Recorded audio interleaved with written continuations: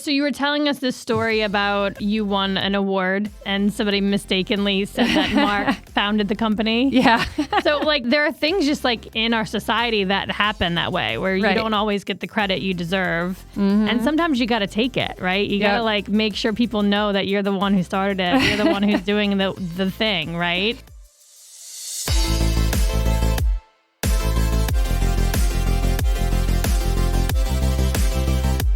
Welcome to Seriously Catherine, a podcast about taking your business seriously, but not yourself.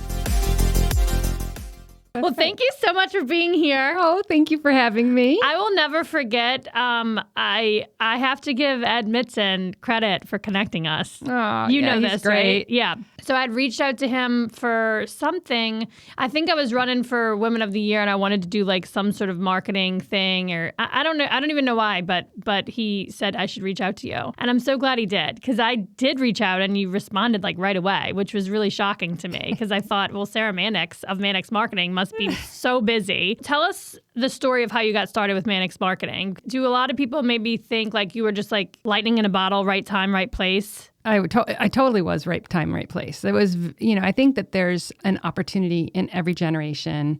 Every year there's a new opportunity that pops up, and it's just being there for that opportunity. My opportunity happened to be pretty big. The internet was really just becoming a thing. And in 1995, I was the director of marketing for a mail order catalog. I was designing the catalogs and sending them out by mail. And the internet came along, and I said, we have to go online. So we hired this company to put the website together. And I said, well, how do you do that? Show me how you coded that. And they showed me, and I thought, well, that's pretty easy. I can do that. And then I said, how do you get us found in the search engines? And Google didn't come around till 2005, right? So this is pre-Google. It was Alta Vista, AOL, InfoSeek, Excite, web crawler. Names none of your audience probably has ever even heard. And he goes, nobody knows how to do that. That's up to you. And I said, well, what's the point of having a website if nobody finds it, So that was bingo. I just started researching it. I still have the notebooks. I kept like notebooks, big, fat binders. A lot of those principles are still working today where everybody goes like, search engine optimization changes so much. And it does, but a lot of the basic principles are still there. Yeah. Well, the domains, I mean, from what I gather is that you bought up all these incredible domains and then you just developed those websites. And now it's become this hub of where people go to find anything related to that particular topic, like Saratoga.com, CliftonPark.com, LakeGeorge.com. Those are all owned and managed by Mannix Marketing. Yes, I was looking at the analytics of one of my Lake George customers, and they were getting all this traffic. This is really early in the day from this site called LakeGeorge.com, and I went over to it, and it was this bright blue page, like electric blue with yellow writing, really ugly, and just all the hotels were listed on it, just like in yellow light writing. So I thought, wow. There's something to this. And at the same time, I had done some trade with a company out of St. Thomas, and I was looking for a villa in St. Thomas for a vacation. And I found a site with all of the villas in St. Thomas. It was so much easier than using the search engine. So I said, oh, this is really cool. And so I called the guy who owned LakeGeorge.com. I said, how much do you want? And he said, $5,000. $5,000. Okay, I'll work to get that money together. That's a lot of money for a website, And then it was $10,000. Before I knew it, it was $20,000. And when I got my money together, he said $50,000. And then he said, I think it's worth $1 million. It might be someday. So we cut a very good deal for him and his children, and then eventually for me, so that we owned it. And I found, wow, this really does work. It really drives traffic to our customers. Mm-hmm. So then I chased Saratoga.com, and then Frank Weaver from Mountain Media, actually, and in Saratoga Springs called me and said, I think Global 2000, which was an internet service provider, is selling Alme.com. You should buy it. I said, you sure you don't want it, Frank? He goes, no, it's yours. It's something you should own. Wow. Yeah. Well, I mean, I can tell you the impact on Paint and Sip if it wasn't for Saratoga.com when I was first starting out, and even now being a place and a resource to post events, there's no way in hell it would be what it is. I mean, it was just like such a pivotal, resource for us early on to get the word out that we were doing events. And I mean, honestly, anything related to Saratoga.com, I mean, Saratoga.com is the first thing that pops up. So it's like you have to be listed. It's almost now a requirement. You got to be listed on this site. And we have a great partnership with the Chamber and Discover Saratoga and the City Center there, where we're actually sharing our events calendar with all of them. So cool. Now if you have an event, you only have to post it in one place and it goes to everybody. Everywhere. Wow. Which is so much nicer for businesses like yours. Who has the time to submit an event to like 16 different places? I know. Yeah. That's absolutely like a value add for them because I mean, we were only posting it on your site anyway. So it was just pivotal to the early beginnings of us launching. So one thing that I admire about you is that you are like holding down the home front and also holding down the office. Like you're straddling these two roles in life as I'm trying to do. I don't know if I'm doing it gracefully, but I'm trying. And I think people like you are, I want to surround myself with people like that who are kind of killing it in both sides of these things. Because I think early on when I was first having children and doing these businesses, I was told a lot of the times, like, you got to pick a lane, you got to choose something because like things are going to slip through the cracks. And I'm still very determined that that's bullshit and that I can do both of these things. So would love to sort of for you to share what your perspective is. I mean, was that intentional or is that just like how things happened? I started the business because I wanted to be a stay-at-home mom. So my plan was to make $15 an hour and be a stay-at-home mom and nothing more. And it just kind of grew. So before I knew it, I did have a business and I also had children. So I had a baby and a baby Bjorn and I was bouncing up and down, taking calls and the baby would be crying and be like, I'm sorry, I can't talk right now. She's crying and, like, I'll call you back. It was really crazy. And for anybody in the midst of that right now, like, you can do it and you'll get through it and you'll be glad you did. It is very rewarding. It's incredibly rewarding to have your own business or to forge your own path with something you're passionate about and also have children and find the time to be with them and enjoy them and nurture them. And it's hard. It's so hard. Just in my experience of sort of childbearing years and sort of going the founder route as well. So a lot of friends of mine or people that I was networking with, so determined to advance their career and keep going, but then they have babies and they're like, wait a minute, I can't do these things. And I kind of, my response is like, well, what did you think was going to happen? Like, of course it's hard. Of course it's probably the hardest thing, the most challenging thing you'll try to accomplish in life is to be a mom. And, and I get it gets totally, I'm not judging. Like if we have the right to change our minds too, right? Like something you thought you wanted and then kids do come along and it changes you. And so I don't know. I really try to be transparent about the difficulties and the legitimate hard conversations that I'm having to have with my husband and my kids and, all the people around me that are supporting all of these efforts. It takes a lot of teamwork. It absolutely does. I always felt like my husband and I were like on defense and like divide and conquer constantly. It does help if your husband is like supportive or you have people around you to support you. It really is very important. I don't know how I would have done it without that, but you do. You do. Well, would love to talk about that because you're married to a Mark also. Yes. And he works for you, with you, alongside. Tell us how that sort of came about. So I started the business in 96. We were at about 9 or 10 years later, we were at a conference. He was joining me on the conference and he said, wow, you have a lot of opportunity. I said, yeah, I do. But I have 3 kids under 6 years old and you go to Albany at 7 o'clock in the morning. You come home at 7 o'clock at night. I can't do anymore. And he said, I'll quit on Monday. So he did. And he helped build the infrastructure for the company, like the technology that we needed because he was in tech, the phone systems, all the things you need to grow and really expand. So that year we went from 9 to 15. And it was crazy. I remember one Friday we were going to a farmer's market at 5:00. I said, this is crazy. Life is so good. We're driving together with the kids to a farmer's market. Like, that was heaven. Yeah. Like, that was like, we made it. Yeah.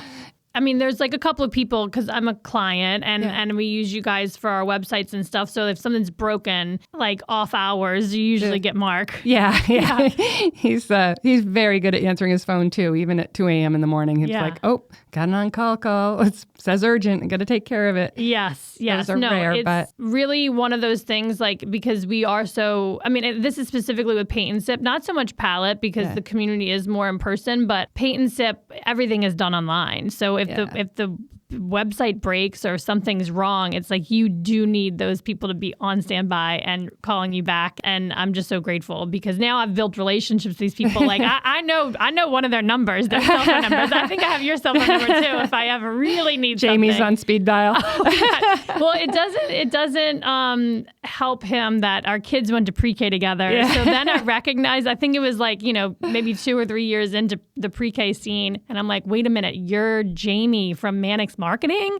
He's like, oh God, it's out. She knows who I am. Another sort of thing I wanted to talk about is like sort of back to like the importance of having a supportive partner and everything. Yeah. So Mark is not involved in the businesses. He works out of town and travels for work a lot. But we went to this event. This is probably 2 years ago, and it was the Double H Ranch Gala at the ranch, like at camp. Mm-hmm. And it was the first time that I had ever attended the event or to learn more about Double H. But we left that event. That was the first time my Mark had actually. That was the first time I met your Mark, and that's the first time you met my Mark. Yeah. And on the way home, my Mark was like, I really had no idea what an impact you are making at Palette. But after hearing Sara talk to you about everything that's going on, it's just like, I really appreciate all the work that you're doing. And I was like, my God, why didn't I connect Sara to Mark a long time ago?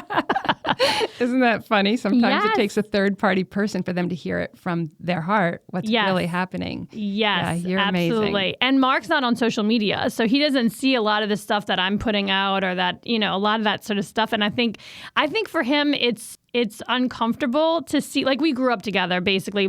I started dating him when I was 19, mm-hmm. and I met him when I was 17. So not that I'm a different version of myself, but I'm certainly grown up now, mature, and or ish. I still don't take myself so seriously, but I think it's hard for him to sometimes see me. Seriously, Catherine, yeah. I think it's hard for him to see me like out there in the world, like so out there. I mean, I do put myself so out there, and I really feel like being vulnerable is like a demonstration of strength. Absolutely. And for courage and bravery. And like, the more that I do that, the more that I can inspire other people to put themselves out there. And when we're all out there on the dance floor, right? That's when the real magic happens. So I think it's hard for him to see me like, all this evolution that I've had or transformation that I've experienced. It's hard for him. And I think, you're extroverted and you are so confident and so honest and real. And it's maybe harder for the husbands that are very complimentary to us, who are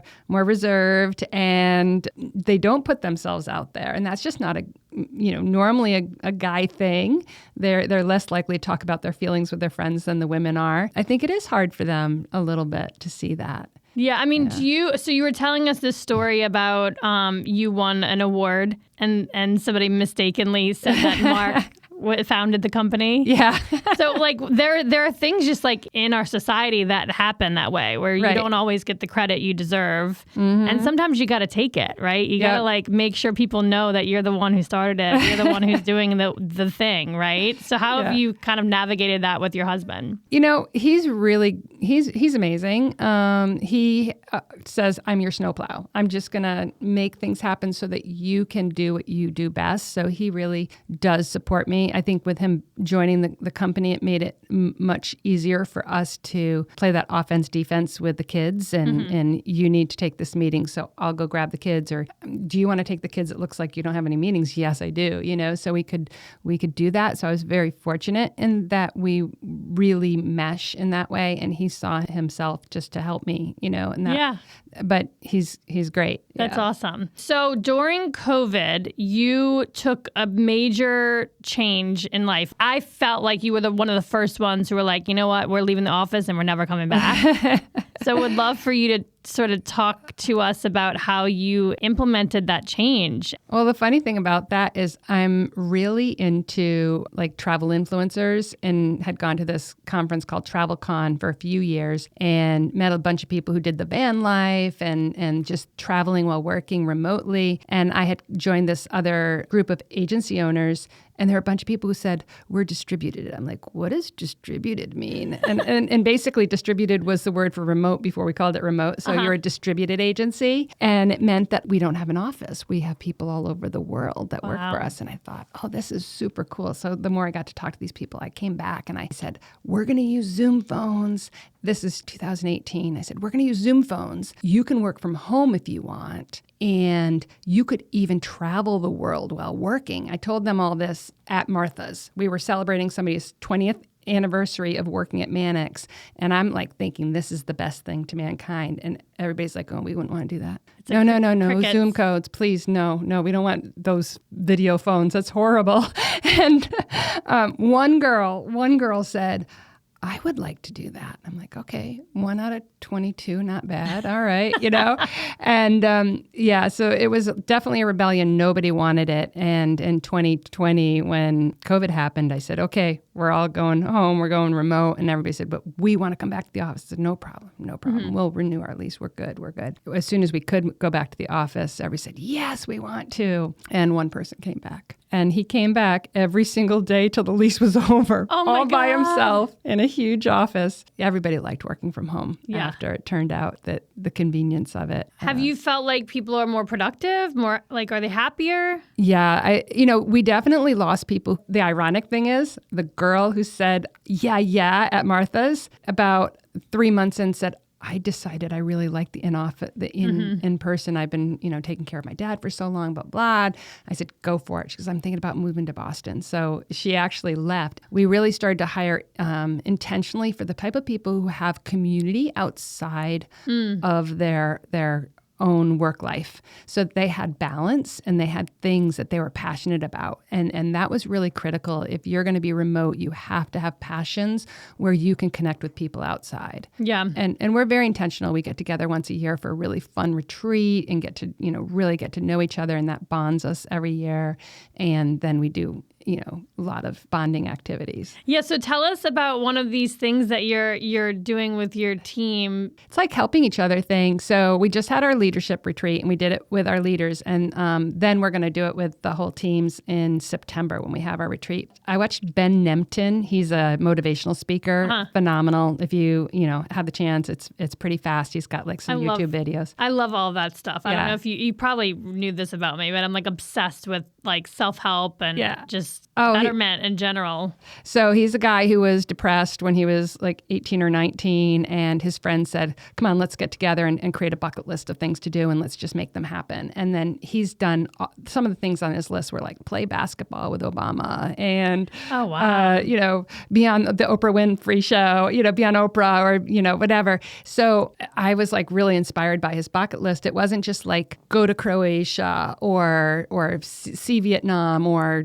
travel to Spain someday or see Paris or see Taylor Swift. Yeah, Catherine's going to Taylor Swift. I can't wait. Next week. We all put our bucket list together, and the idea is that you share what those items are and people help you. So like if you're open about your bucket list, like one of the guys in our leadership team said he always wanted to shoot the Aurora Borealis, right?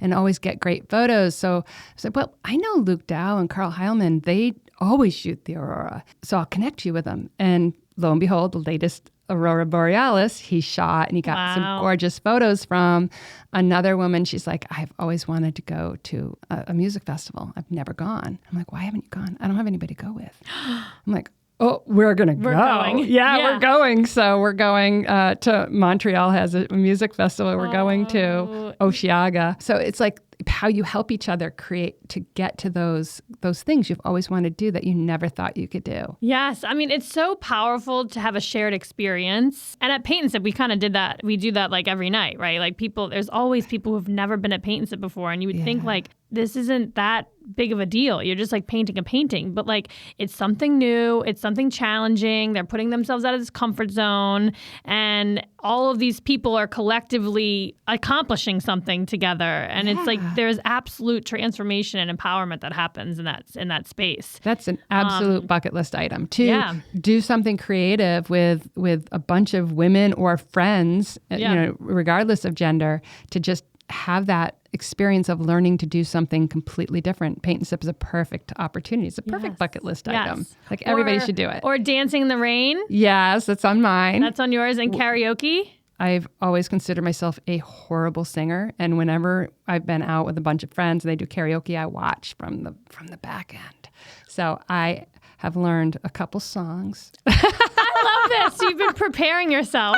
Yes, because I told my friend Mary, and she's like, we're going to King's Tavern. We're going to do this. And I said, all right, we'll do it. But you have to like be my wing woman. You have to. Yes. I totally need because she's a really good singer. I'm like, I need your backup. Yes. Oh my God, I love this. It's radical. Like these radical acts of just empowerment. It's so powerful. It's been so fun because, on YouTube you can learn to do anything. And I just kind of thought my mom, I was so embarrassed when I was a little kid. She would sing at church and she was so off key, like really bad. And I was like, please, God, let her learn to sing softer.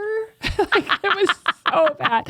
And so I kind of just thought that I had that same horrible voice. And I think it's just that I didn't know how to sing. Mm-hmm. So I started listening to some YouTube videos on how to sing. I'm like, all right, I'm not terrible. Right. I can do this. You can do this. I love that. Well, what's cool, like, tell us more about your mom. Did she know that she couldn't sing and she didn't care? She was just like... No. Yes, I would tell her. We would all tell her, like, please sing softer. And she'd say, God doesn't care. God loves my voice. I love this. Yeah. It's true. Just put yourself out there. Exactly. Or like what my mom used to tell me is like, no one's paying attention to you anyway. So do whatever you want to do. I know. Probably all of us children were dying. We're mortified, but probably nobody else cared. Right. Exactly. Okay. So let's sort of switch gears here and talk more about how you juggled, because your kids are older now. Yep. And are they involved in the business, or they're all doing their own thing? No, they're all doing their own thing. My oldest is coming back to Queensbury to teach, is an elementary school teacher. I'm very proud of her. She just cares so much about people and children and wants to help. She's special ed, so she's great. Oh, wow. She worked at Double H, and she met her fiance? Is that the one that met her she met her boyfriend there. Yeah, they will definitely be going the next step, but they're waiting till they move back. So my kids are all grown up, so it's very different to look back at all the things I worried about. Like, so many things I did not need to worry about. You worry about mean girls. You worry about them being too shy. You worry about their friendships. And everything is blown up to you as a parent from the child's perspective. Going back, even with the kids, like, how bad was this? They're like, it wasn't as bad as you think it was. Like, how can you be friends with this person? They're like, oh, that I kind of, blew that up a little. Yeah. I think that you worry a lot more than you have to. So if I go back to like 30-year-old Sarah, I'd say, like, do not worry. They're going to be fine. Yeah. I mean, I think about myself. Like, there are things that I just can't even remember about my childhood. I don't know if that's trauma I don't think I'm not remembering, or it's just like, that it wasn't as big of a deal as I made it out to be, or I don't know. It's just in the grand scheme of things. Yeah. All those things you think, oh, I didn't make that one practice, or I wasn't able to do that. If it's not for you and if you're worried about them, don't worry about them. Mm-hmm. They're fine. They're very resilient, and really they're not going to remember. They don't remember all those things. And because you're modeling like a whole healthy woman, and you're showing them that life can be so much more, and you're so vibrant and you're so full of energy because you're filling your bucket in all these ways. But if you were doing things that just depleted you, I mean, we all read, all your moms have probably read the filling your bucket children's story, where you fill your bucket by helping others and doing other things and getting out there. And so you're becoming this very full person that when you do see them, you're excited and you're enjoying them, and it's the richness of it versus, oh my gosh, I have to go home. I'm so disappointed. I'm having such a good time, but I want to put them to bed. It's who's it for? Yeah. Or like it hasn't happened in a while, but Ruby she told me, you're the worst mommy ever. And I was just like, I think I'm doing good. Yeah. Good for you. You know what I'm saying? Like it didn't make me feel like bad. I was just like, wow, I am really kicking ass here. Because I'm not supposed to be her best friend. I'm not like, that's not the roles we have. So, and probably like the very next day, you're the best mommy ever. oh, she doesn't even remember. She doesn't even remember saying that. She doesn't even remember saying it. No, Just like in the zone, she was pissed and she wasn't getting what she wanted, and she thought that would push my buttons. It would change the result. Yeah. Right. If I call you the worst, well, you're going to give me that extra thing I would want. Yes. Right. Yes. But she's so smart. Like she's so like I can just tell the wheels are turning, and she's like trying to navigate and figure out how to get what she wants to. And then Posey, my oldest, is just like a doll. Peacemaker. Is that how you have three? So what is the completely different? Oldest, people pleaser, takes care of everybody. She was the second mom. Such a rule follower that I, would get into trouble with her. She'd be like, no, that sign says you can't enter. I'm like, I'm just going to take a picture.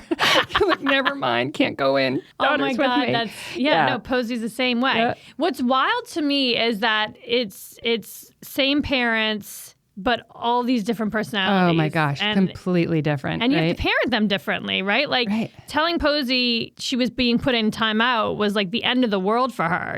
You tell Ruby she's going to timeout, and she's like, all right, set the timer. I'll be out in a second. They're so different. They are. So crazy. Yeah. And the middle child is just super easygoing. Nothing bothers him. Absent-minded professor, just whatever. Yeah. Doesn't clean his room. First child cleans her room, everything. Third child, she is amazing. She's doing so well, and she's amazing. And so it's good. Like, cause I want to talk to you sort of about like when you started the business, maybe you didn't even have this sort of driver, but I really want to create like a legacy business, right? Where like I could potentially give it to the children, or there's like, that's a succession plan. We've had like some family owned businesses on the show, like talking about sort of like what happens and stuff with that. And to have none of your kids really they're like, do you have a succession plan? Have you thought about that? Actually, that's where I am in life right now. I'm working on the succession plan. My husband is working himself out of the business. So he's getting his replacement in the next few months, and going to be training them and working on moving out. I don't think for a while I'll be completely out of the business, but I'm also working on it. Danny Martindale, she writes children's books. As soon as we hired her, we're like, she's the most amazing SEO ever. How is she so smart?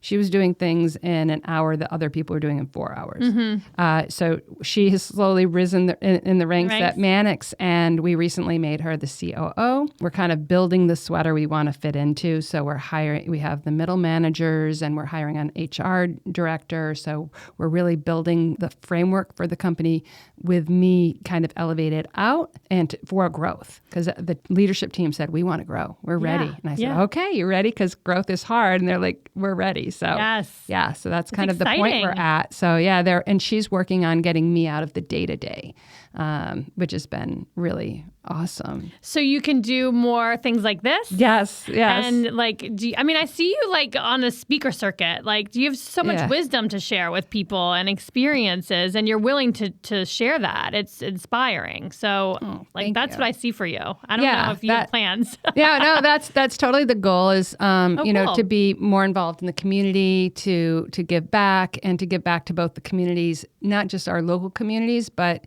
the communities that have been really helpful to me, like the agencies, the digital agency world, to be part of that on more of a thought leadership level. So it's kind of fun. It's exciting. I've been going to all these conferences and getting involved and meeting people, and someone else is taking care of some of the things I used to do. So it's awesome. A nice transition. So, and Danny started with was that right out of college she started working for you? Because I remember her from like 12 years ago. Yeah, she's 10 years ago, maybe. She's pretty young, but like incredibly wise. I don't know how old she is or anything, but she is young. She was working at Walker's Home Farm and Tech as their marketing director. And so she was doing their e-newsletters, their SEO, and she was really self-taught when she came. And then she came into Mannix and went through our training, and it was just amazing. She was amazing from the beginning. And then she created a stronger training program for everybody. Wow. Yeah. Awesome. Okay. What are some of the hardest lessons you've learned in business? Oh my gosh. You seem so airy and pleasant and kind. I can't ever picture you like struggling? Oh no, I mean, I've made so many mistakes. It's crazy. So it's hard to pick just one thing I've learned, and it's different for everybody. But I saw myself as a best friend to my employees and a mother and all of these things. We were very, very close when we were small. And when one of the employees that I really just adored and I had nurtured and brought, she left, I cried. Like, I mourned.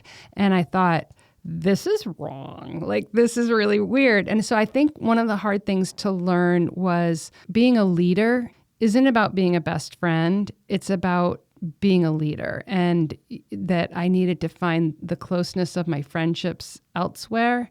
And because my job was to be the boss, and every word I say is taken in a very deeper context and thought about in different ways. So you can say something very offhand, and if you're a coworker, nobody thinks anything of it. You say it as the owner of the company, and it's analyzed, and maybe, oh, did she not like what I did, or this or that? For somebody who just says everything that's on her mind, I think one of the hardest lessons was learning when to speak and when not to always give the answers, but to ask questions. That's something I'm still working on today, but I've known it, but I'm working on it. So I think how to be a leader versus how to be a coworker is a very different shift. Well, it's also like when you're creating something from nothing, it's like you are in the trenches with your team. Yeah. And you get into this sort of relationship where you're like, oh, we're in it together. Yeah. And then you have to recognize when it's time to flip a switch. And it's like, okay, wait a minute. There is a hierarchy here. Not because like I need to be up at the top, but like there just needs to be some structure and organization and communication strategy. And it's no longer this startup. We're just figuring it out as we go. There are standard operating procedures, and there's a way of doing things now, and that's hard for a lot of people. Yeah. And I was really against process at first. I'm like, oh, no red tape here, no red tape. Then like the more you grow, you have to create process and procedures and all of that. So I think it was just growing into being more thoughtful about my communication and being more clear. Because when you're having a bad year and you're like, well, things aren't really good, but everything's going to be great. And then they hear everything's going to be great. And then you don't have a great year and they're like, wait, we didn't get big bonuses this year. Like, oh, well, we survived. It was 2019 where I had really given mixed signals. I was trying to convince them that nobody was going to get let go, but things weren't great. But I had a hard time communicating that. So from then on, my finance person said, let me talk about finances from now on. I think I can be more clear because you're too Pollyanna. You're too, you're always trying to throw a rose-colored glasses on it to make everybody feel good. The opposite can be true. You tell them things are bad, and they're immediately worried, like, what's going to happen to my job, right? Right. So you have to be really careful about how you communicate. Oh, yeah. I have, like, that same experience. Yeah. Really. Because it's like, well, I just want to say what I'm thinking. And it's like, okay, well, not everybody needs to hear that. You got to know when to hold it, when to fold the sort of Right. thing. Exactly. For me, one of the best ways we really started to grow and become profitable was when I joined a mastermind of digital agencies. And it was a small mastermind, and it just really got me to the next level. And then someone said, you need to join this other mastermind. The companies are even bigger. And we would get into groups. We'd have camps, owners camps, where we'd sit 20 people in a room and we'd talk about HR issues and dealing with communication and profitability and dealing with difficult clients and all the different things. And there was so much wisdom in this room. It's like, oh, you're dealing with that. You need to read the book, How to Have a Difficult Conversation. And so I would get the blink list because I didn't have time to read books and listen to the 15-minute recap and be like, okay, that's what I need to do. That's how I need to handle this conversation when I get back to the office. Yeah. So like having that peer network is so valuable. So if you can join EO or any of those things, or be part of like Palette or some community where people can chat about the real problems. I mean, we opened up our books, like QuickBooks, like here's my profitability, here's my P&L, look at this. People would like, oh yeah, what's this, Yeah, well, and I also feel like in a lot of these communities, the myth is sort of dispelled that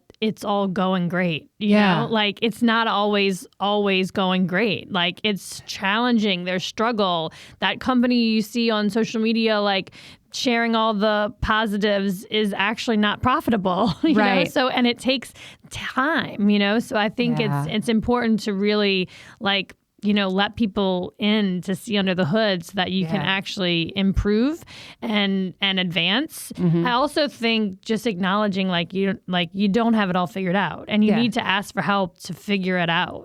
Exactly. And there's no pride in sort of going at it alone. Exactly. And even in these groups, no matter how much trust there is, there's still 20% of the people who are going to pretend everything's fine. Yeah. And make it look rosier. So really know that it's not all sunshine and roses and unicorns for everybody. It's just some people are kind of giving off a better vibe because they're insecure. But there's enough people who are willing to be truly authentic and transparent and say, look, I was there. This is what happened to me and you know, this is how I came through it, or I'm currently there. I'm there with you. Let's, you know. Yeah. What we ask everybody, like an example of a time when you didn't take yourself so seriously. Never.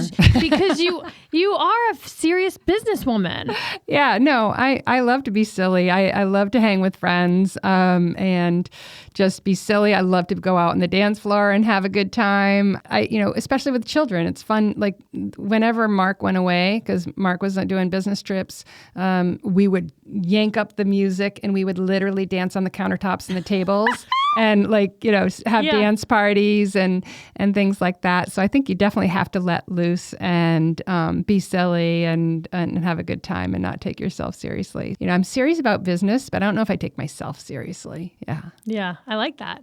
Yeah. So what do you think business owners in Saratoga should be doing to like capitalize on the Belmont? Do you think it's worth it or? Absolutely. I think it's totally worth it. I think they can, buy tickets, do giveaways on social media to grow their audience. They could have watch parties. They should be thinking about, what they sell or what they promote and how can I have fun with horses? Like Danny, who's an author, writes children's books. And I said, your first book is about horses. You need to get that into all the stores in Saratoga. So she's hitting the pavement going, I've got a children's book about horses. They're like, yep, bring it in. How can you take advantage of it? It's great opportunity. I mean, you could buy cute horse-related gifts and create a basket and do a giveaway with it. You can have a lot of fun. Yeah, lean in. Lean in. This was a lot of fun. Did you have fun? Thank you. I had so much fun. Will you come back? Absolutely. Awesome. Well, thank you for being here. Thank you. Thank you for listening to this podcast. And if you want to connect with me, slide into my DMs on Instagram. My handle is Catherine Hover.